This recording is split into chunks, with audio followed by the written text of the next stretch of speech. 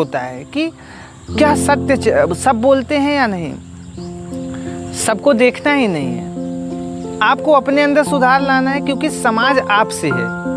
आप अपने अंदर सुधार लाते जाएंगे, समाज सुधरता जाएगा, समाज बनता जाएगा। समाज तब बिगड़ता है जब एक एक इंसान उसकी पद्धति को छोड़ता है, वही समाज का पतन होना शुरू होता है। तीसरा गुण है वो है धैर्य का गुण। धैर्य क्या है? धैर्य है कि अपने आप को एक तरह से कंट्रोल में रखना। हर चीज़ का जवाब इंसान उसी वक्त दे, ये ज़रूरी नहीं है। किसी भी बात का जवाब समय के साथ मिलता है। कहा गया है ना कि कर्म करो, फल की इच्छा मत करो। आज आप जो कर्म करना है आपको वो करो, अपने अंदर धैर्य रखो। कल आपके साथ कैसा व्यवहार होगा वो उसी कर्म पे डिपेंड करेगा जो आपने किया है। इसीलिए हमेशा धैर्यवान्वित पुरुष बनिए, क्योंकि जवाब समय देता है, इंसान कभी जवाब देता ही नहीं। इंसान जब जवाब देता है तो वहाँ एक निसंदेह एक कॉन्फ्लिक्ट होता है, वहाँ हमेशा युद्ध की भावना पैदा हो। इसीलिए जवाब को समय का इंतजार करिए कि समय ही जवाब देगा। चौथा है आप दयावान बनिए। कभी भी इंसान एक ऐसी प्रवृत्ति है इंसान के अंदर कि मैं कितना चीज़ अपने पास समेट लूँ, हो भी क्यों ना इंसान परिवार के साथ है। तो इस विचारधारा से थोड़ा उठिए। परिवार आपका है और वो आप ही का रहेगा।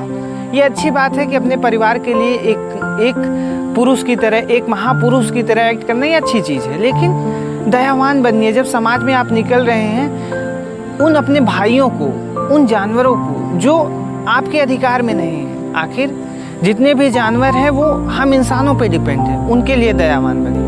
अपने उन भाइयों के लिए दयावान बनिए जो समाज में पिछड़े रह गए हैं, जो आज भी उस एम्पावरमेंट, उस अपलिफ्टमेंट के अधिकारी हैं। उनको हाथ दीजिए, उनको उठाइए, इस दया का भाव दिखाइए। ये दया आप ही को नहीं, इस पूरे समाज को, सर्व समाज को एक उन्नति के आधार।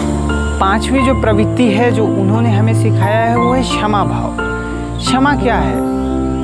अच्छा, पहली चीज़ होती है कि हम क्यों दूसरों को सजा देंगे? हम कौन होते हैं सजा देने वाले? सजा सरकार देगी, सजा वो ईश्वर देगा जिसके आप प्रतिभूत हैं, जिसके हम अंश हैं, सजा वो देगा। अच्छा चलिए, आप ईश्वर में नहीं विश्वास करते, सजा स्टेट देगा, सजा वो राज्य देगा, सजा सरकार देगी, सजा राष्ट्र देगा। हम आप कौन है उस सजा को देने वाले? और क्षमा क्यों आपके अंदर नहीं है? क्षमा का भाव रखिए। वो श्री कृष्ण थे जिन्होंने जो शिकारी ने उनके पैर में वो तीर चलाया था, जिससे उनकी मृत्यु हुई थी, उन्होंने उसको क्षमा कर दिया था। तो हम आप तो एक इंसान हैं, क्षमा भाव तो हमारे अंदर होना चाहिए। एक कथन भी है, क्षमा बड़ों को चाहिए, छोटन को उत्पात। मतलब छोटे कितनी भी मस्ती करें, कुछ भी करें, जो बड़े हैं उन्हें क्षमा भाव रखना चाहिए अपने अंदर। अच्छा, छठवीं चीज़ है न्याय संगत होना। मतलब वो हर काम को न्यायपूर्ण रूप से करते थे। न्याय क्या है? अच्छा, जब न्याय नहीं रहता है तो हमारे अंदर प्रतिशोध की भावना उत्पन्न होती है। प्रतिशोध मतलब हम एक दूसरे से दुश्मनी लेते हैं। इंसान एक सामाजिक जीव है, ये हमें भी पता है, आपको भी पता है। इसी समाज में हमें आपको सबको रहना है। अगर इसी समाज में हम प्रतिशोध की भावना को उत्पन्न रखेंगे तो वो समाज वैराग्य की तरफ जाएगा, वो एक कॉन्फ्लिक्टिंग समाज बनेगा, हमेशा निरंतर युद्ध चलने वाला समाज। युद्ध नहीं करना है, निरंतर सतत विकास करना है इस समाज का। युद्ध तो आदि मानव करते थे, युद्ध तो जानवरों में होता है, अपनी अपनी टेरिटरी को प्रोटेक्ट करने के लिए। कुत्ते लड़ते हैं आपस में अपने राज्य को बचाने के लिए। हम आप उनसे ऊपर हैं, हमारे पास वो वैधिक क्षमता है, वो बौद्धिक क्षमता है जिससे हम इस समाज की उन्नति के लिए यूज करेंगे। छठा है निष्पक्षता। उनके अंदर निष्पक्ष भाव था। एक इंसान को हमेशा अपने अंदर निष्पक्षता का भाव रखे रहना चाहिए। हमेशा जब एक इंसान किसी भी बात को सुने, वो हमेशा दोनों तर्क को सुने, वो उसके प्रो को भी सुने, उसके कॉन्स को भी सुने, तभी एक निष्कर्ष पे निकले। बुद्ध ने भी कहा है मध्यम मार्ग। मध्यम मार्ग का अर्थ क्या है? मध्यम मार्ग है कि किसी भी बात को जब हम रखते हैं तो दोनों पहलुओं को, उसके पॉजिटिव और निगेटिव दोनों को सोचने के बाद बीच का जो मार्ग निकलता है वो सर्वश्रेष्ठ मार्ग होता है। हीगल की थ्योरी भी है थीसिस, एंटीथीसिस, सिंथेसिस। थीसिस का मतलब है एक पॉजिटिव क्रिटिसिज्म और एंटीथीसिस का मतलब है उस चीज़ का क्रिटिसिज्म जो आपने पॉजिटिव चीज़ को माना है, और जो बीच में निकल के आएगा वो सिंथेसिस है और वो बेस्ट इन्फॉर्म होता है। ये है निष्पक्षता।